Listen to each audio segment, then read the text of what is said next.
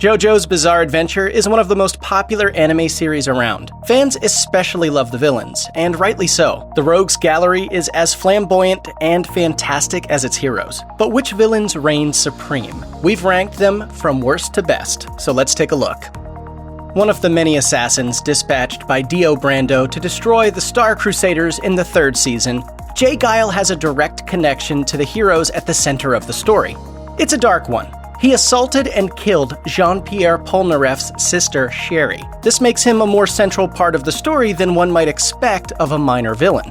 There are two main characteristics that make Geil stand out. The first is his distinctive physiology. He has two right hands. The second is his stand, Hanged Man, a potent, light-based power that can jump from one reflective surface to another.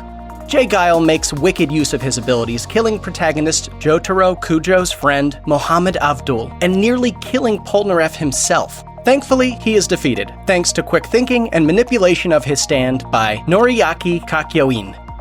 Anjuro Katagiri is one of the creepiest JoJo bad guys around. Appearing in Diamond is Unbreakable, he's a lifelong criminal, convicted of robbery, rape, and murder by the age of 12. He spent the next 20 years in and out of prison, eventually landing himself on death row. Just before his execution, a mysterious stranger shot him with a bow and arrow, which granted him the stand Aqua Necklace, which enabled his escape. He proves a formidable foe for Jotaro Kujo and Josuke Higashikata, until they trick his stand into being captured and fuse the diabolical Angelo with a rock. His depraved criminality knows no bounds, whether he's killing children or biting the face off of a dog. His stand Aqua Necklace, made entirely of water, is able to evade detection by merging with puddles and streams, change shape, and work its way into the bodies of Angelo's victims, either possessing or outright killing them from within.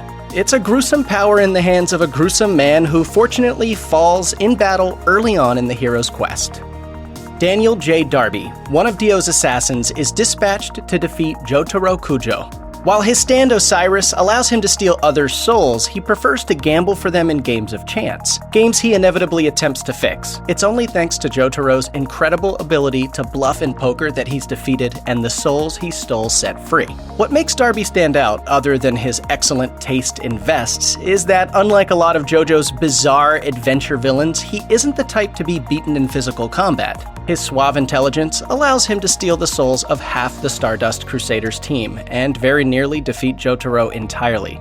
He is of course bluffed into catatonia, folding on 4 kings during a poker hand in which the hero never once looks at his cards. I can't do it! I'm petrified! I'm too terrified to say the words! First of all, Steely Dan gets major props for his moniker, which is an overt reference to the jazz-influenced 1970s rock group of the same name. But it's Dan's stand, the Lovers, that really puts him over the top. Microscopic in size, it crawls into its victim's ear and attaches itself to the brainstem, where it uses its power to cause any attack on Steely Dan to be reflected back to the attacker, magnified. Oh, and it can also implant Dio's flesh buds and murder its host from within. JoJo's Bizarre Adventure really builds up viewer animosity for Steely Dan during his brief appearance in Stardust Crusaders. By using the Lovers on Jotaro's grandfather, Joseph Joestar, he holds our hero hostage, threatening to hurt him if he doesn't obey Dan's bidding. Humiliated, beaten, and forced to rob a jewelry store while the villain gloats, Jotaro is eventually able to make Steely Dan pay once his companions manage to free Joseph from the Lovers. All this buildup makes Steely Dan's defeat one of the most satisfying dispatches of a bad guy in the show's entire run.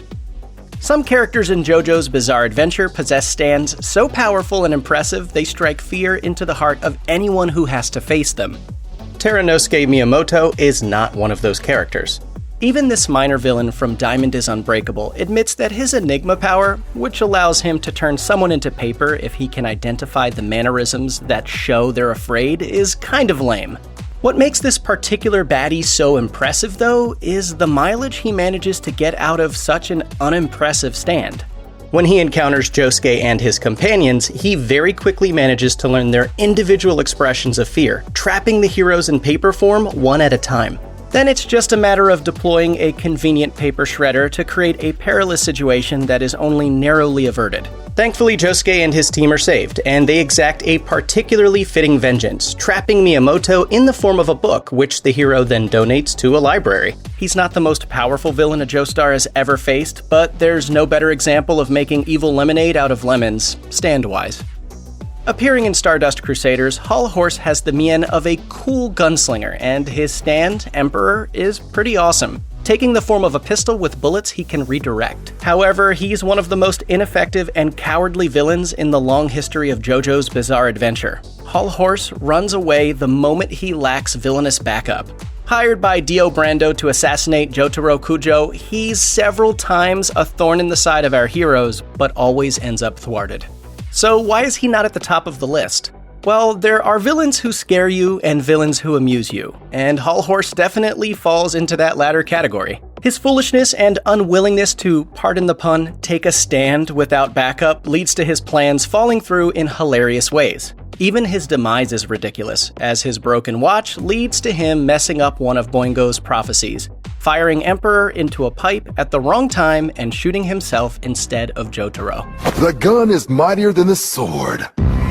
Such a brilliant quote.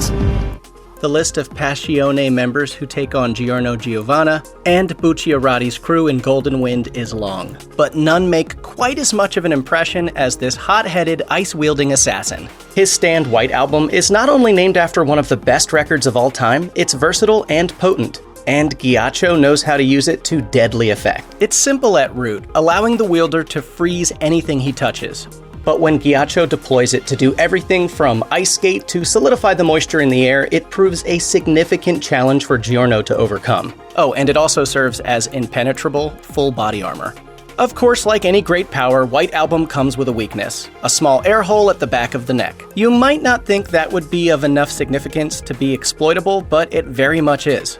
Fortunately for the good guys, a conveniently placed splintered lamppost impales Ghiaccio and saves their hides. The killer doesn't go out without a fight though, attempting to freeze his own blood in order to stay alive long enough to make one last-ditch attempt at victory. It's short-lived and a chilling conclusion for Passione's most memorable enforcer. A member of a powerful and ancient race of superhuman beings known as the Pillar Men, Kars is the main antagonist in the second part of Battle Tendency. He ticks a lot of the big bad boxes.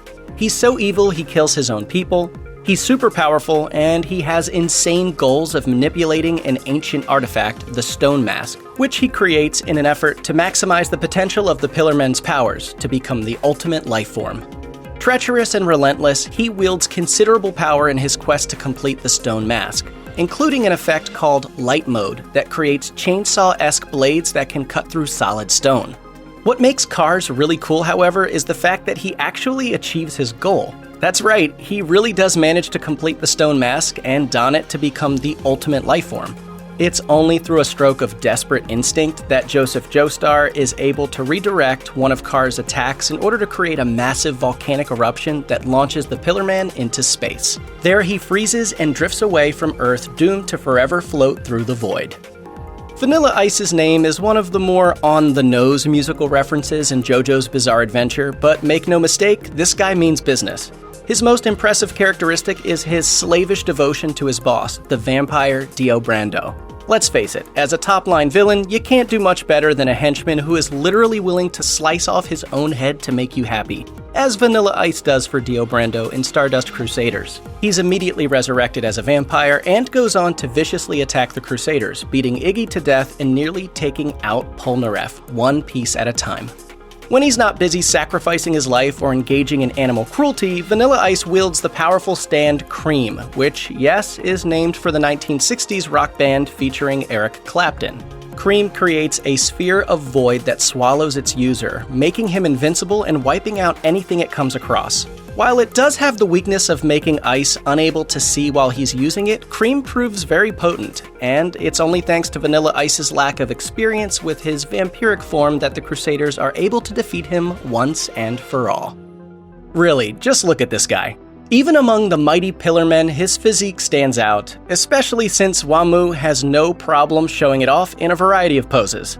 If his body is impressive, however, It's his heart that really sets him apart. While he's indisputably a villain, he possesses a clear moral code and a respect for the honor that comes with battle. He's a man of his word, uninterested in the immortality that motivates cars, and keen on respecting the enemies who prove themselves against him. He also refuses to harm children, which really makes him stand out in the world of JoJo's Bizarre Adventure villains.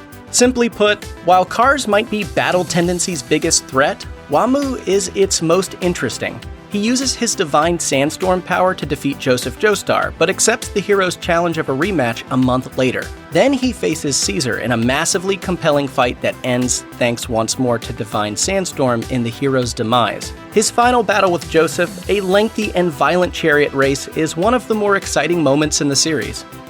The shadow Dio Brando casts over the events of JoJo's Bizarre Adventure is huge.